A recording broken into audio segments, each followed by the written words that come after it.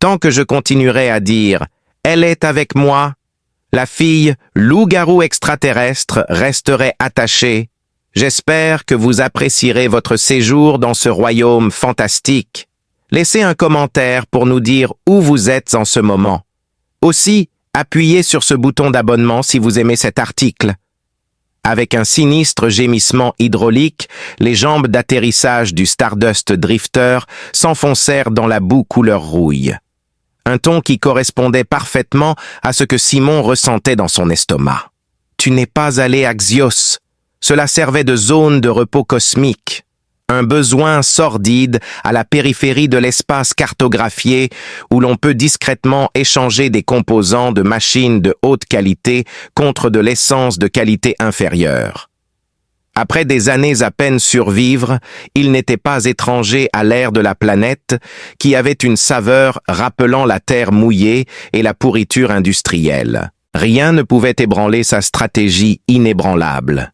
Décharger les marchandises, absorber le carburant et partir avant que la lune solitaire et léthargique de la planète n'ait terminé un quart de son tour du ciel perpétuellement nuageux. Les 3 plus grands crimes dans son domaine de travail étaient de se fiancer, d'attirer l'attention sur soi et d'être en retard. Il avait appris sa leçon sur le péché à partir d'un événement douloureux et angoissant qui l'avait marqué plus que n'importe quelle arme ne pourrait le faire. En sortant sur la rampe, ses pieds s'enfoncèrent dans la boue qui avait été utilisée comme sol solide dans le principal établissement. Il resserra le col de son long manteau contre la bruine incessante, trouvant du réconfort dans le vieux tissu qui le protégeait de l'air hostile. Avec son étendue de boue remuée, ses maisons préfabriquées et ses bâtiments affaissés, maintenus par la pure ténacité et l'air dense et humide, la place de la ville était un tableau terrible de l'existence frontalière. Alors qu'il pataugeait dans la boue, les habitants vêtus de cuir synthétique rapiécé et de tissus grossiers avaient des expressions sombres et regardaient vers le bas comme si lever les yeux pouvait attirer encore plus de malheur du ciel déjà en pleurs. Ceux qui n'avaient nulle part où aller et rien à perdre trouvèrent du réconfort dans ces halls sacrés où les rêves brisés et les esprits errants se mêlaient. De plus, Simon ressentait une dangereuse affinité pour eux, qui l'étouffa promptement. Pour sa part, il se contentait de rester un simple observateur, un rouage dans la roue de leur chagrin partagé. Il scrutait la zone, traçant mentalement le chemin le plus rapide vers le dépôt de carburant, taux de change, temps de combustion, etc., lorsqu'il aperçut l'étrangeté au milieu de la misérable place. Il y avait un petit rassemblement de personnes qui fixaient toutes un poteau en bois grossier enfoncé profondément dans la boue. Les murmures de la foule étaient un bourdonnement bas et dur qui était à peine audible au-dessus de la pluie. Attaché à cela se trouvait un organisme, un être si discordant avec la saleté monotone qu'il était comme remarquer une tache de peinture colorée sur un mur gris en ruine. Sa silhouette mince et tremblante était enveloppée de ce qui semblait être de la fourrure blanche emmêlée de saleté et de crasse. Elle couvrait son visage des moqueries des passants et des 2 gardes sauvages qui se tenaient entre elle et la foule, en baissant la tête et en laissant sa longue queue touffue pendre mollement dans la boue derrière elle. Muscles locaux, au cou épais et lent, les gardes portèrent de puissants bâtons de choc avec une menace décontractée. Changer de chemin, éviter cette vue pitoyable et faire comme s'il ne l'avait pas remarqué étaient les premiers instincts de Simon. La justice laide les boucs émissaires et la honte publique étaient les marques distinctives de chaque avant-poste galactique oublié depuis longtemps. Et s'impliquer était une perte de temps qui menait à d'autres problèmes. Dans des trous à rats similaires, il avait vu des individus avec plus de courage et de conviction que lui tenter de jouer les héros pour se retrouver quelques heures plus tard, le visage dans la poussière, leur morale et leur crédit volés à parts égales. Les yeux fixés sur le panneau clignotant du dépôt, il fit un demi-pas vers la gauche alors que la scène changeait. Par ennui ou peut-être encouragé par le public, un des gardes brandit son bâton électrique et enfonça sa pointe crépitante dans le flanc du prisonnier. Il n'y avait aucun signe de hurlement animal ou de cri de bête impuissante dans le bruit qu'elle produisait. Un cri d'angoisse fendit l'air moite et déchira les façades fortifiées d'apathie de Simon. Le son était étonnamment humanoïde, tant dans le ton que dans le rythme. Le son était humain, pas inanimé, et il le rendit muet. Enfoncé dans les poches des manches de son long manteau, il serrait les poings si fort que ses jointures lui faisaient mal, et ses ongles courts et manucurés s'enfonçaient dans ses mains. Pendant un long moment, il resta immobile, consumé par un conflit interne. Toute son existence, ainsi que toutes les leçons qu'il avait acquises d'une vie de fuite constante, le suppliaient de faire demi-tour, de continuer à marcher, de bloquer tout ce qu'il avait vu et entendu. Ce n'était pas son problème. Bien qu'elle ne soit pas son affaire, les échos de ce cri persistaient dans son esprit et il percevait non seulement l'alien enchaîné, mais aussi un spectre de toutes les fois précédentes où il avait fermé les yeux chaque autre individu qu'il avait abandonné à leur destin uniquement parce que cela semblait raisonnable et rationnel. Après avoir murmuré un juron qui s'est perdu dans la pluie et le vent, il se retourna et commença à marcher de nouveau vers le poste, son chemin le menant désormais directement à la source du danger qu'il aurait dû éviter, le dépôt de carburant. Son attitude était calme, et il avançait à un rythme tranquille en contraste frappant avec son propre cœur battant à tout rompre. Les habitants de la ville autrefois moqueurs se sont tus alors qu'ils traversaient leurs rangs. Leur intérêt était piqué par l'arrivée d'un extraterrestre dans leur petit drame et il dégageait une aura de détermination comme s'il appartenait précisément à l'endroit où il se dirigeait. À son approche, l'attitude des deux soldats est passée de la brutalité apathique à la méfiance, alors qu'ils se tournaient. Il ne leur fallut pas longtemps pour l'évaluer. Être un spatiard était évident à cause de son long manteau. Ses bottes fraîchement lavées indiquaient qu'il venait d'arriver. Il était soit extrêmement dangereux, soit un idiot complet car il ne brandissait aucune arme. Silencieusement, mais avec un ton d'autorité audible, Simon murmura « Ça suffit !» faisant s'arrêter les deux types. Un homme massif avec une cicatrice qui séparait son sourcil gauche grogna en tant que chef des gardes. « Allez-y, c'est une affaire locale !» remarqua-t-il sa prise sur son bâton de choc, se resserrant encore davantage. Simon resta imperturbable. Au lieu de cela, il se positionna de manière à dissimuler le prisonnier aux gardes, en se plaçant immédiatement entre eux. Après avoir brièvement ignoré les gars sauvages, il la regarda enfin avec un intérêt sincère. Quand elle leva la tête, il vit deux yeux comme il n'en avait jamais vu auparavant.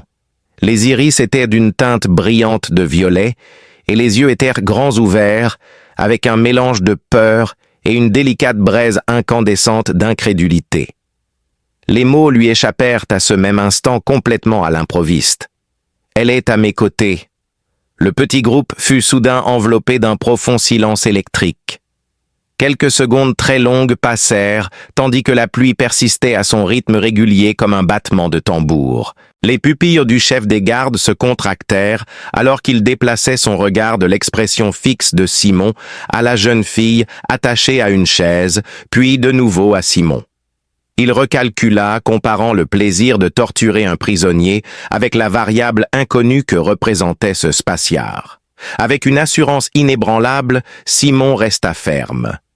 Même sans arme à la main, toute son attitude trahissait une menace, un avertissement subtil que la jeune fille pourrait faire face à des conséquences désagréables si elle continuait à être agressive. Le bourdonnement des auras de leur bâton de choc bon marché était palpable pour lui. L'ozone qu'il produisait était pratiquement palpable. Pourtant, il ne bougea pas d'un pouce, tirant habilement parti de leur propre manque d'assurance.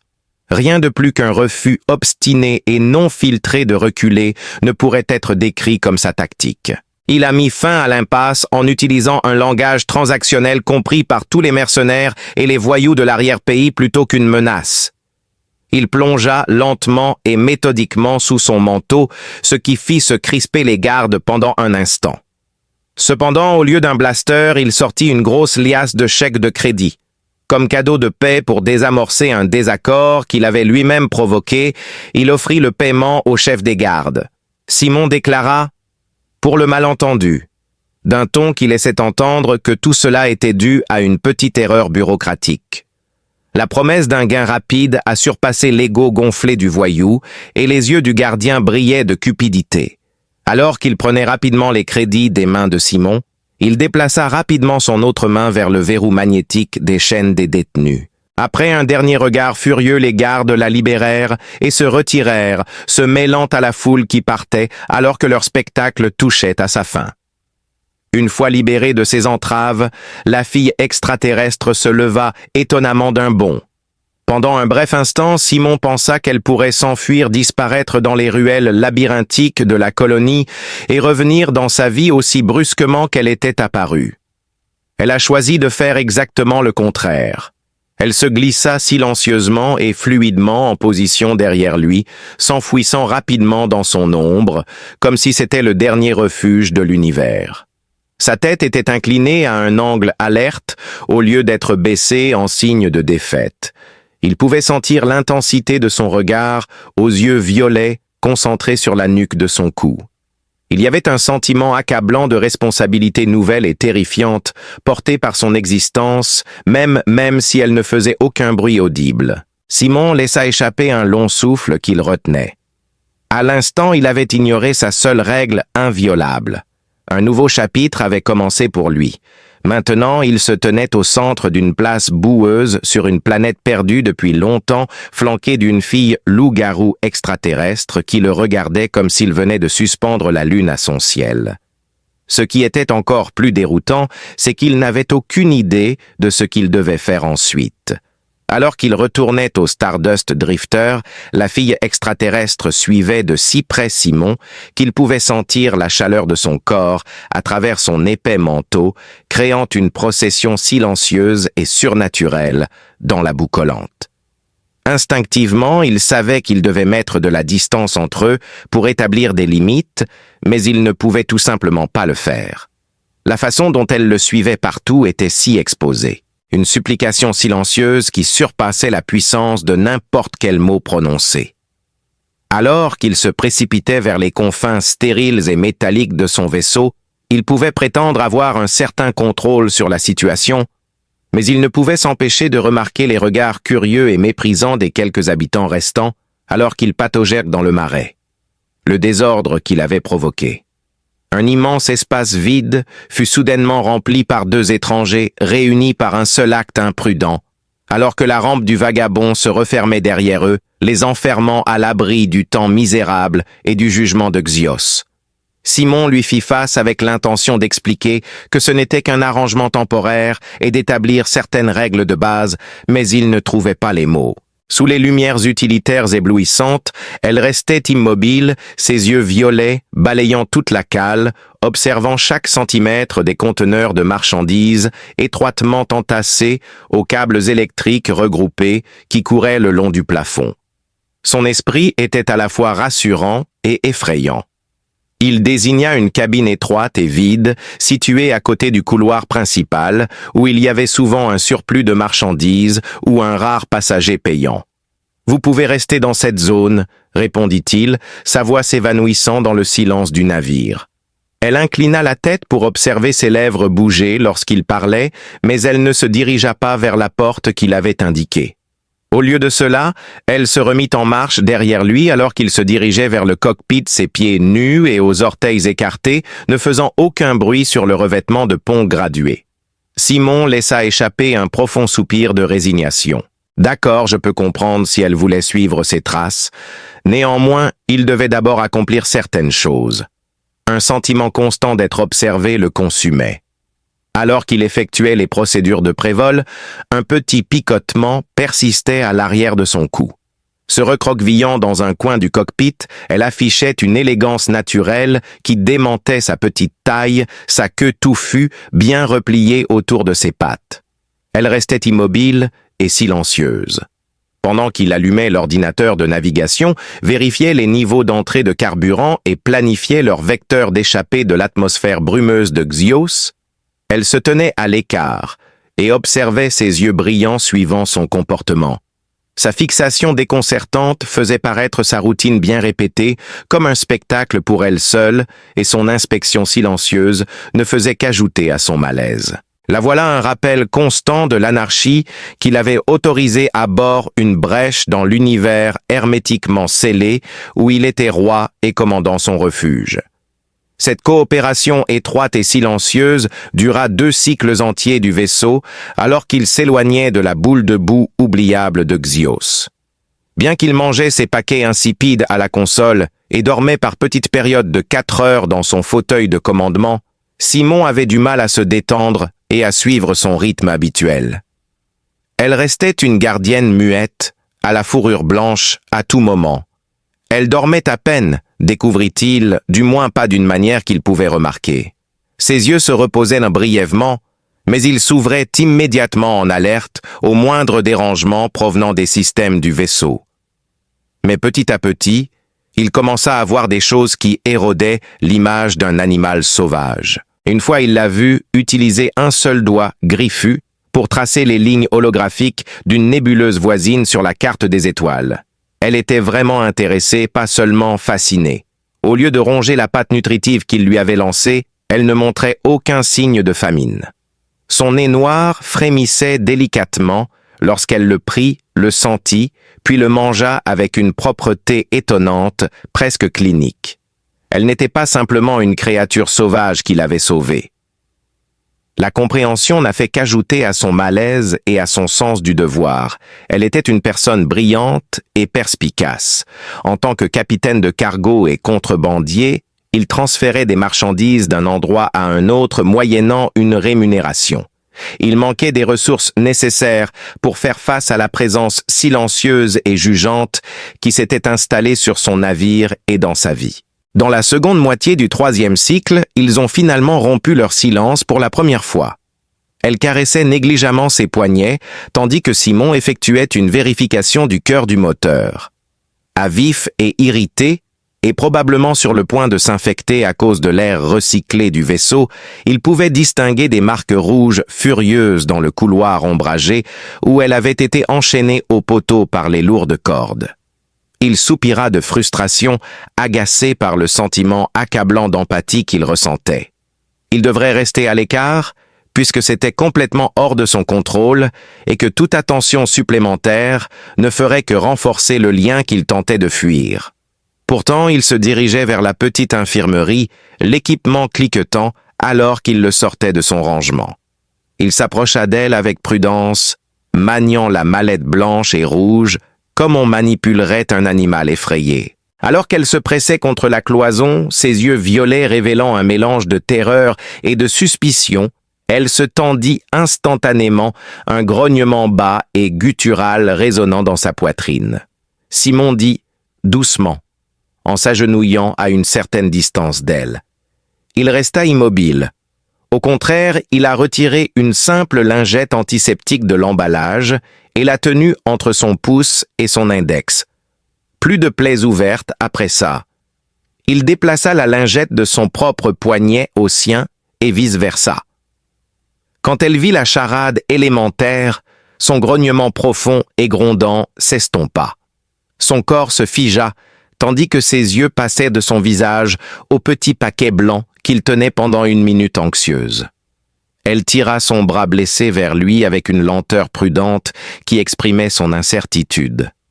Alors qu'il caressait délicatement son bras, il nettoyait la peau rugueuse et irritée avec ses doigts calleux remarquablement fermes. Alors qu'il nettoyait délicatement les blessures, il ne pouvait pas détacher ses yeux de la sensation de sa fourrure blanche et soyeuse sous ses doigts. Même pendant qu'il travaillait, elle sentait le ronronnement familier dans sa poitrine. Cela semblait étrange cependant. Pas tout à fait un avertissement, mais certainement pas la même chose. Un son qu'il ne pouvait pas tout à fait identifier, comme le ronronnement d'un animal qui n'avait jamais compris comment communiquer. Elle n'a pas immédiatement retiré son bras une fois qu'il l'a relâché. La tension entre eux s'était apaisée, et un fragile cessez-le-feu s'était formé en raison de leur tendresse l'un envers l'autre. Après l'avoir longuement observé, non pas comme un problème ou une errante, mais comme une personne unique, il décida de tenter une nouvelle chance. Avec son index, il tapota légèrement sa propre poitrine. « Simon », prononça-t-il avec une parfaite clarté. Une brève expression de compréhension traversa son visage, alors que ses yeux violets perçants rencontraient que les siens. En voyant le mouvement de ses lèvres, elle leva délicatement une main vers sa propre poitrine, ses doigts griffus, caressant délicatement sa fourrure blanche et duveteuse. Sa gorge laissa échapper un bruit rauque et imprononçable, une phrase murmurée inhabituellement belle et surnaturelle. « Je m'appelle Yalina ». Il y avait une aura autour de ce nom entre eux, quelque chose comme un pont jeté au-dessus du gouffre étrange qui les avait séparés. Il lui était connu. Sa familiarité avec la sienne était assurée. Cela a apporté une modification subtile mais permanente. Elle n'était plus seulement la fille extraterrestre. Yelina était son nom. Cette nouvelle connaissance délicate a éveillé une curiosité risquée chez Simon. C'était un type qui échangeait des connaissances aussi librement qu'il le faisait avec des marchandises et il ne pouvait plus se permettre d'ignorer Yalina. Il était désespéré de découvrir son identité, son passé et la raison derrière l'enchaînement d'un être humain intelligent à un poteau dans une place boueuse. Il se retira à sa propre console, tandis que Yelina se recroquevillait dans son coin, sa respiration étant désormais normale, même dans son état de sommeil. Pour des demandes sensibles comme celle-ci, il cryptait un message et le transmettait à un mystérieux courtier en informations qu'il avait sous contrat, après l'avoir fait passer par 3 relais d'anonymisation distincts.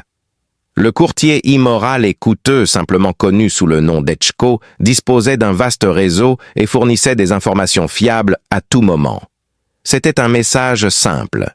Une recherche de toutes les informations concernant les êtres sensibles peu communs appelés lupions, en réduisant les résultats à ceux qui présentent des marqueurs génétiques distinctifs, à savoir ceux avec une fourrure blanche et des yeux violets.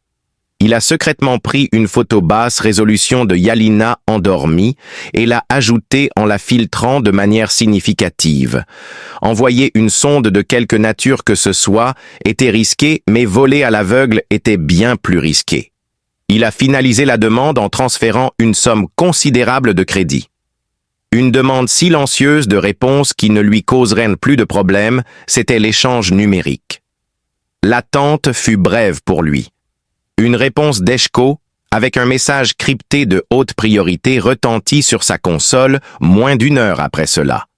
Un signal d'alarme était la rapidité de la réaction. Dans le passé, il fallait au moins une journée pour obtenir les informations d'Echo. Alors que Simon exécutait la procédure de décryptage, un nœud se formait dans son estomac et ses doigts devenaient glacés. Il s'attendait à un simple dossier d'espèces lorsque le fichier est apparu sur son ordinateur. Une alerte de sécurité officielle de l'entreprise portait le logo distinctif de Zeno, le prédateur. Son corps se figea. Zeno était plus qu'une entreprise. Une méga-corporation impitoyable avec sa propre armée privée et une réputation stellaire pour détruire tout ce qui se mettait en travers de son chemin, c'était une puissance mondiale. Un spécimen lupien de premier choix volé, produit d'un projet top secret à long terme, faisait l'objet d'un ordre de récupération d'actifs de haute priorité dans le bulletin. Le détail était si réaliste qu'il était terrifiant. Femelle juvénile avec des iris améthystes remarquables, génétiquement modifiés, une queue poilue et une fourrure d'un blanc pur. Une somme assez importante pour acheter une petite lune était offerte dans le bulletin comme récompense, ce qui fit retenir son souffle à Simon. Alors qu'il regardait l'écran, les pièces s'emboîtaient avec une certitude macabre, un sentiment de terreur glaçant l'envahissait. Un fugitif des voyous du quartier n'était pas le seul animal qu'il avait sauvé. Le spécimen d'étude le plus précieux de la galaxie connue avait été pris à la corporation la plus mortelle par lui en un acte de gentillesse hâtif et insensé. Alors qu'il se tournait pour voir la silhouette immobile dans le coin, il pouvait entendre les douces respirations de son corps sans vie et sentait le fardeau écrasant de ses actions s'alourdir. Non, il n'était pas un héros. Le vol était sa spécialité. Non seulement cela, mais lui et Yalina n'échappaient pas seulement à un passé douloureux sur un monde lointain.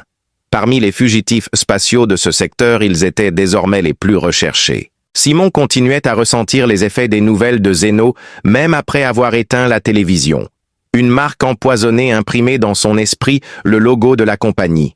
Pendant une seconde paralysante, il fut submergé par une panique glaciale et aiguë, et par une envie innée d'abandonner Yalina sur le premier rocher habité et de fuir jusqu'à ce que ses moteurs fondent. Tout autre contrebandier dans sa situation aurait fait la même manœuvre sans hésitation. C'était le jeu évident. L'image d'elle dormant sereinement dans le coin symbole d'une foi inébranlable dans un cosmos qui ne lui avait montré que de la brutalité restait cependant fixée dans son esprit. Oublie ça. Aussi terrible que soit la récompense de Xenocorp, la réalisation l'était bien plus. Autrefois motivé uniquement par le besoin de joindre les deux bouts, son existence était devenue inextricablement liée à la sienne. Des plans étaient élaborés et abandonnés à une vitesse vertigineuse dans ses pensées en ébullition. Xenocorp était en route pour rassembler des mouches de l'espace civilisé qui était un réseau. Il y avait un piège possible à chaque port officiel, canal commercial et relais de communication. S'aventurer dans les terres inexplorées et non gardées était la seule option. Les cartes n'étaient que des recommandations et le seul prix était d'être arrivé jusqu'ici. Dans un dernier effort désespéré pour échapper à la nébuleuse du serpent, un enchevêtrement périlleux de gaz stellaires, de champs d'astéroïdes et d'anomalies gravitationnelles, il a sorti les cartes stellaires et a tracé frénétiquement une trajectoire sur la console. Exactement ce dont il avait besoin, un endroit où les vaisseaux disparaissent. De la nervosité silencieuse à une concentration laser, l'atmosphère à bord du Stardust Drifter a changé. Même avec tout le monde aux aguets, Simon réalisa qu'il ne pouvait pas naviguer en toute sécurité à travers les dangers de la nébuleuse. Alors, par pur désespoir, il fit un choix. Initialement, il a instruit Yalina. Commençant par le plus fondamental, il pointa l'écran du capteur et expliqua comment la signature d'un vaisseau approchant diffère de celle d'un astéroïde au loin. Sa voix était rauque et éraillée. Il s'attendait à un certain désarroi et à une courbe d'apprentissage lente, mais Yalina absorbait tout à une vitesse fulgurante. Ses yeux perspicaces et attentifs suivaient le flux de données comme si elle redécouvrait une langue maternelle perdue depuis longtemps. En peu de temps, elle est passée d'observatrice à participante active, une copilote dont les perceptions dépassaient celles de la coûteuse suite technologique du vaisseau. À l'occasion, elle restait immobile avec la tête inclinée à un angle inhabituel, pointant du doigt, griffu, vers ce qui semblait être une zone vide de l'espace, juste avant que les capteurs de proximité ne déclenchent une alarme concernant un champ de débris non identifié ou une faible signature de moteur obscurcie par les rayons du soleil. Elle servait de première ligne de défense. Ses sens biologiques innés s'harmonisent magnifiquement avec sa dépendance à la technologie. Il a démontré l'utilisation des scanners à courte portée, comment interpréter la télémétrie de stress du moteur et comment transférer l'énergie entre les systèmes. Dans le feu de leur voyage partagé, ils ont créé une lingua franca de gestes et de mots isolés, leur permettant de communiquer sans effort. En tant que son sauveur, il était devenu plus que cela. Elle devenait une partie intégrante de son équipage et il était son capitaine. Tout au long de leur voyage de plusieurs semaines, ils ont prudemment contourné le périmètre de la nébuleuse, se réfugiant derrière des amas d'astéroïdes, chaque fois que leur capteur à longue portée détectait des signaux fantomatiques. Avec le danger omniprésent d'être découvert et la tension palpable dans le hall du vaisseau, il vivait dans une peur constante. Simon ne vivait plus dans l'isolement. Au lieu de cela, il ressentait une étrange parenté tacite en partageant le fardeau de la terreur perpétuelle avec les autres. Il commença à observer sa consommation de nourriture et à économiser les sachets de pâtes nutritionnelles qui contenaient des morceaux de fruits lyophilisés pour elle.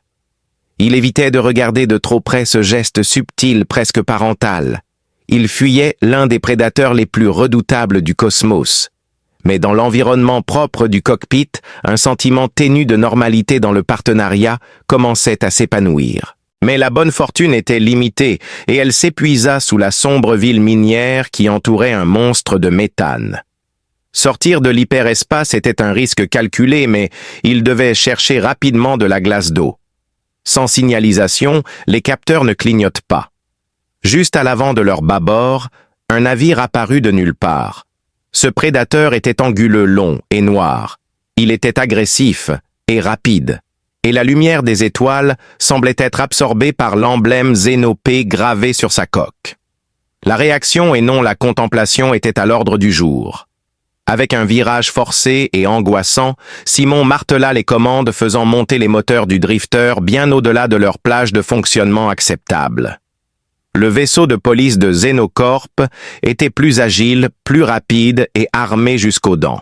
Cependant, Simon possédait la détermination frénétique d'une créature piégée.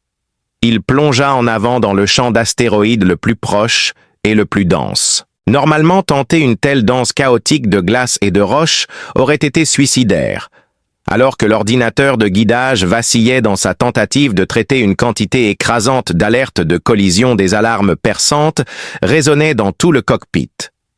Jetez un coup d'œil au scanner de bâbord. Si c'est plus grand qu'une navette, tu le signales. Tout en enfilant soigneusement l'aiguille entre les morceaux de roche en rotation, il grogna à Yalina tout en fixant intensément l'écran principal. Ses yeux violets s'écarquillèrent de concentration alors qu'elle annonçait calmement les modifications de vecteurs depuis sa console assignée, ne montrant aucun signe de peur. Leurs efforts coordonnés les faisaient ressembler à une machine bien huilée. L'espace qui les entourait était cousu ensemble par des éclairs de plasma tirés par le vaisseau spatial suivant, qui réduisait les astéroïdes en poussière incandescente et envoyait des ondes de choc ébranler la structure du vagabond. Il semblait avoir une chance de se battre pendant une période terriblement longue. Que les yeux perçants de Yalina et la direction imprudente de Simon pourraient en suffire. Puis lorsqu'un éclair de plasma frappa leur partie arrière, le cockpit fut inondé d'une éblouissante explosion de lumière bleue. Quelque chose a fait couiner le vaisseau. Les lumières se balançaient sauvagement avant que les lumières rouges d'urgence ne s'allument et il y avait un gémissement torturé de métal en protestation. Avec ses mains qui tâtonnaient frénétiquement les commandes, Simon dit « Le conduit d'alimentation a éclaté dans le couloir arrière. Nous perdons le confinement. » Le vaisseau commença à dériver et le moteur principal crachota. Alors que son profil grandissait sur l'écran, le vaisseau spatial Xenocorp se rapprochait pour l'attaque finale. C'était ça. Il s'était noyé dans l'océan. Un éclair de fourrure blanche passa à côté de Simon alors qu'il luttait avec le navire en train de couler. La vitesse à laquelle Yalina se déplaçait était quelque chose qu'il n'avait jamais vu auparavant.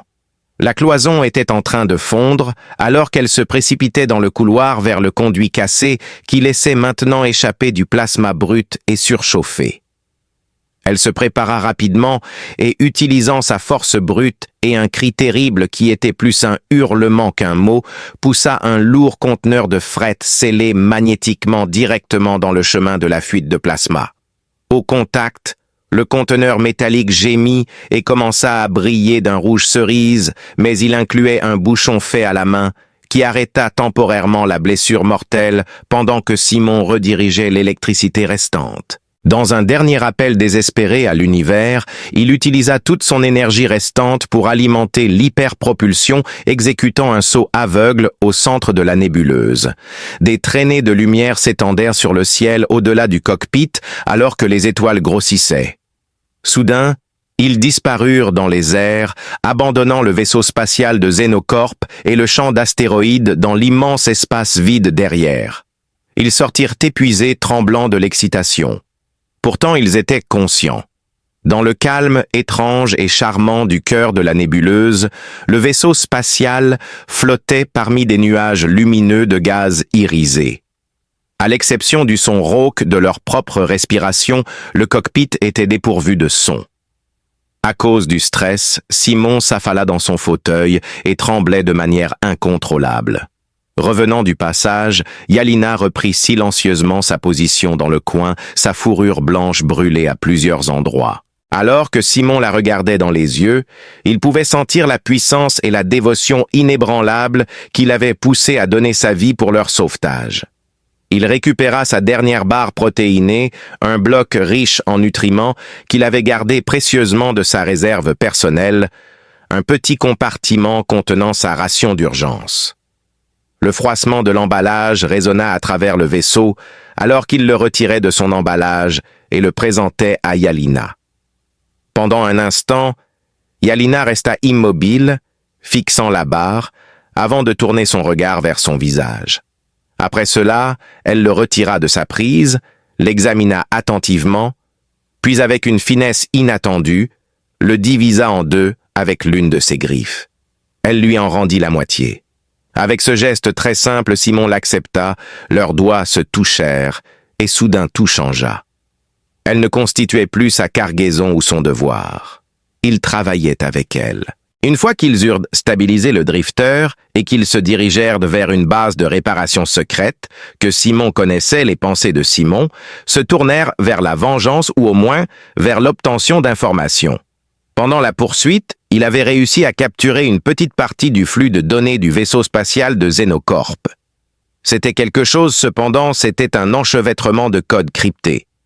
Il s'enferma dans le cockpit pendant que Yelena montait la garde, attaquant les pare-feux de l'entreprise avec un enchevêtrement de doigts. Finalement, après des heures de lutte laborieuse, il réussit. Il ne regardait pas un rapport tactique quand le fichier de données s'est déroulé sur son écran. C'était une section d'une revue scientifique. Il regardait avec étonnement des schémas complexes de structures cellulaires et des lignes de code génétique. Malgré l'utilisation intensive de langage technique dans le texte, le résumé était incroyablement facile à comprendre. Il y avait plus à Yalina qu'il n'y paraissait. Son ADN incluait une séquence spéciale, une clé biologique maîtresse qui pouvait gouverner et initier une régénération cellulaire parfaite chez différents animaux. Un antidote à la vieillesse, à la maladie et à la mort elle-même pourrait se trouver en elle. L'immortalité pratique reposait sur ses épaules. Une terreur inimaginable l'envahit alors qu'il continuait à faire défiler. Il découvrit la signature du chef de projet qui autorisait une méthode expérimentale de haut niveau. Le docteur, prénom, le fixait du regard, depuis l'écran de l'ordinateur, un spectre de son passé qu'il avait passé toute sa vie d'adulte à éviter. Arthur Kane. Il n'avait pas vu son père scientifique brillant mais corrompu sur le plan éthique depuis presque une décennie, mais le voilà. La poursuite était profondément personnelle ainsi que liée aux affaires. Le docteur Arlan Kane, le nom qui apparaissait sur l'écran, était en fait un fantôme qui tourmentait Simon depuis 15 ans. Un fantôme ambitieux et froid issu d'une enfance définie par les statistiques plutôt que par l'amour. Le voir maintenant lié à la créature vivante et respirante recroquevillée dans le coin de son cockpit, c'était comme assister à la collision dévastatrice de deux aspects distincts de son existence brisée. Une sensation étouffante de petitesse envahit le cosmos. Maintenir un rythme de course n'était plus une option. Xenops avait une richesse presque infinie et son père n'était pas du genre à abandonner facilement. Simon finirait dans une petite tombe et Yalina dans une cage, après avoir été poursuivi d'un bout à l'autre de la galaxie, dans une poursuite sans fin et torturante. La chasse était devenue plus qu'une simple question de politique d'entreprise. Cela concernait la famille de quelqu'un. Au fond de Simon, une conviction glaciale commençait à se former, remplaçant la peur par une détermination sombre. Il ne pouvait pas être dissimulé indéfiniment par aucun champ d'astéroïdes ou nébuleuse profonde. Affronter le chasseur de front était la seule manière de mettre fin à la poursuite et d'atteindre une véritable liberté. Il était impératif qu'il affronte son père, et pas seulement pour Yalina, mais aussi pour lui-même.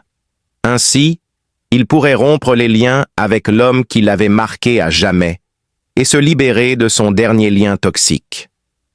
Un souvenir obsédant de son enfance persistait dans son esprit orthos, un avant-poste de recherche biologique désert sur une lune ravagée par les tempêtes où son père avait mené des expériences non autorisées. Le seul dernier mouvement qu'il pouvait faire était un pari follement risqué, mais C'était sa dernière chance. Le voyage à Orthos était une excursion solennelle dans l'histoire de Simon. Alors qu'il glissait au-dessus de l'espace vide, le vagabond s'absorba dans des souvenirs refoulés. Des images mentales de son père naviguant dans des laboratoires immaculés.